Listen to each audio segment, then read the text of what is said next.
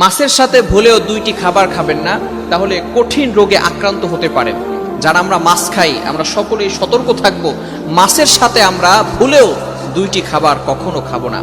মাছ বাঙালিদের জন্য প্রিয় একটি খাবার। মাছ ছাড়া কেমন যেন আমাদের খাবারটাই অপূর্ণ থেকে যায়, পরিপূর্ণ হয় না। এজন্য মাছ আমরা সবাই ভালো খাই। আর এই মাছ খাওয়ার ব্যাপারে আল্লাহ তাআলা পবিত্র কুরআনুল কারীমের ভিতরে ঘোষণাই করে দিয়েছেন। আল্লাহ পাক রব্বুল আলামিন এটাকে হালাল করে দিয়েছেন। আল্লাহ পাক রব্বুল আলামিন পবিত্র কুরআনুল কারীমের ভিতরে বলেন, 7 নম্বর পারার 3 নম্বর পৃষ্ঠার 1 নম্বর লাইন, সূরাতুল মায়েদার 96 নম্বর আয়াতের প্রথম অংশে আল্লাহ পাক রব্বুল আলামিন বলেন, উহিল্লা লাকুম সাইদুল বাহরি ওয়া তাআমুহু মাতাআন লাকুম ওয়া লিস-সাইয়ারা। আল্লাহ পাক রব্বুল আলামিন এই সামুদ্রিক যে প্রাণী যেটা খাওয়া আমাদের জন্য জায়েজ, মাছ, আল্লাহ পাক রব্বুল আলামিন এটাকে শিকার করা এবং এটাকে খাওয়া আমাদের জন্য জায়েজ করে দিয়েছেন। সুবহানাল্লাহ।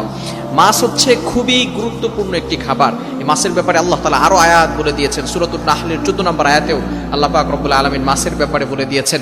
সুতরাং মাছ আমরা যারা খাই তারা অবশ্যই মনে রাখবো, দুইটি খাবার আমরা মাছের সাথে খাবো না, এবং মাছ খাওয়ার পরেও এই খাবারটা আমরা কখনো খাবো না। সবসময় মনে রাখতে হবে।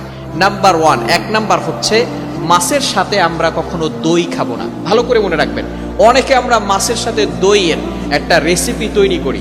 অনেক সময় দেখা যাচ্ছে দই কাতলা, দই ইলিশ, অর্থাৎ দই দিয়ে তারা মাছ রান্না করে একটা রেসিপি তৈরি করে এবং সেই খাবারটা তারা খায়। অনেকে হয়তো মনে করতে